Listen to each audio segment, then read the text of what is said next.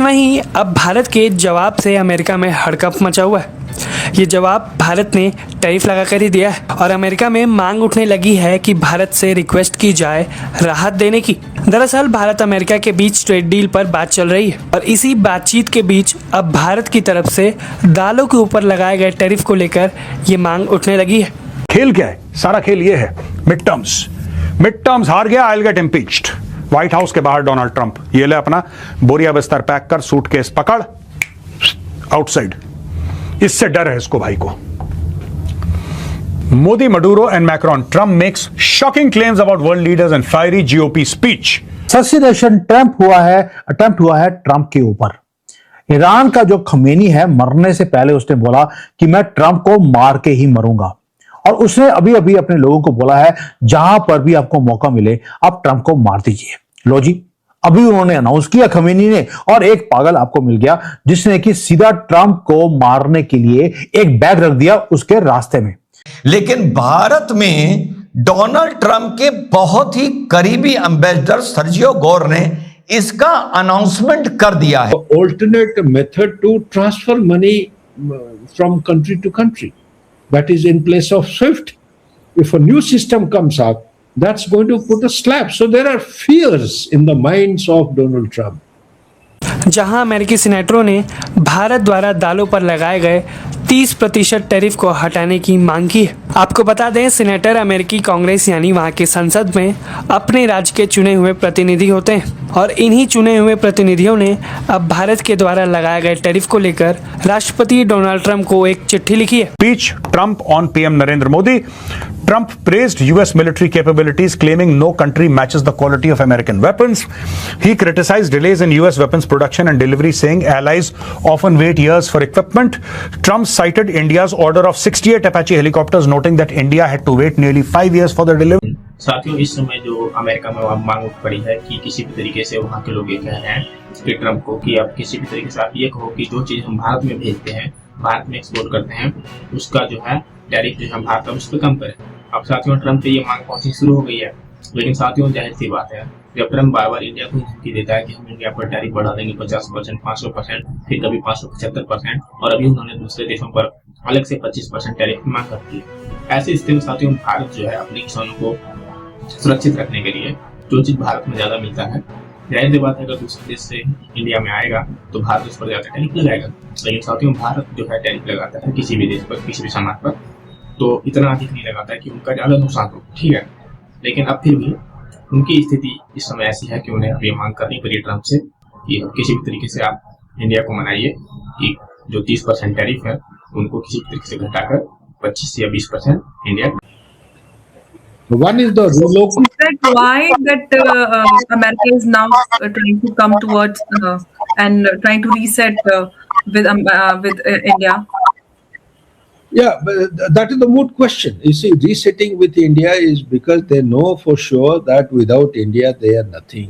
This new game plan which they made, Monroe Doctrine, trying to revive and consolidate the country as a superpower or as America, or make America great again. America also requires market. As far as defense products are concerned, the Rafale that you are talking of, you see, the whole issue is about the aerospace engine. Aerospace engines have come 2 years later. We are behind schedule by 2.5 to 3 years now.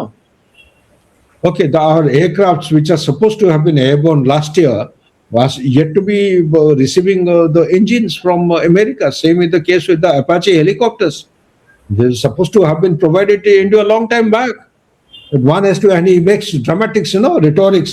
Narendra Modi called me up and said, "Sir, please, sir."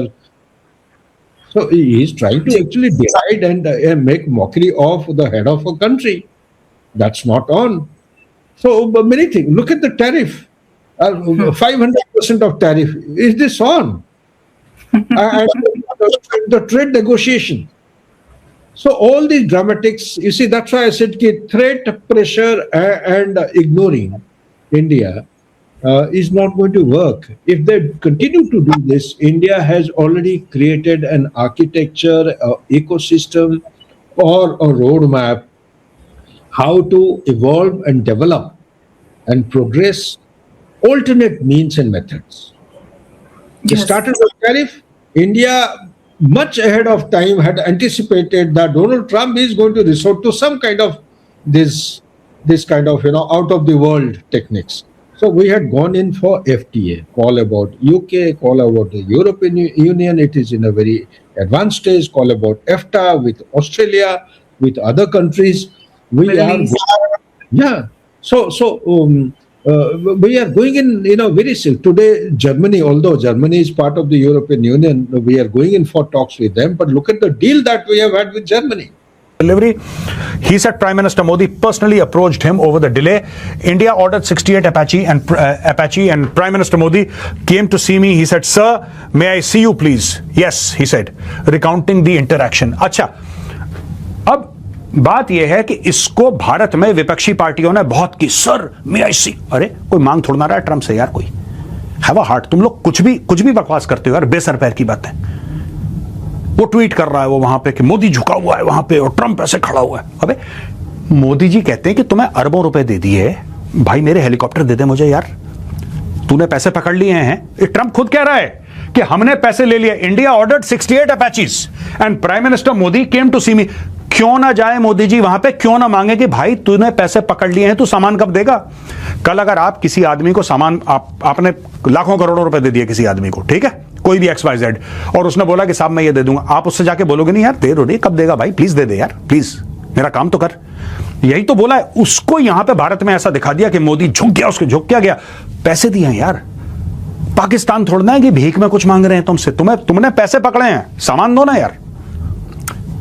यहां पे कहता है he claimed India substantially reduce tariff. वही कहानी, अगर India ने reduce भी कर दिया टैरिफ, क्या लड़ाई रुकी? मैं कहता हूं इंडिया ने रिड्यूस कर दिया, मैं कहता हूं इंडिया ने रिड्यूस। चलो इंडिया ने एक बूंद रूस का तेल नहीं खरीदा, मान लेते हैं जो ट्रंप कह रहा है, ठीक है, झूठ बोल रहा है लेकिन हम मान लेते हैं, डन। फिर लड़ाई क्यों नहीं रुकी?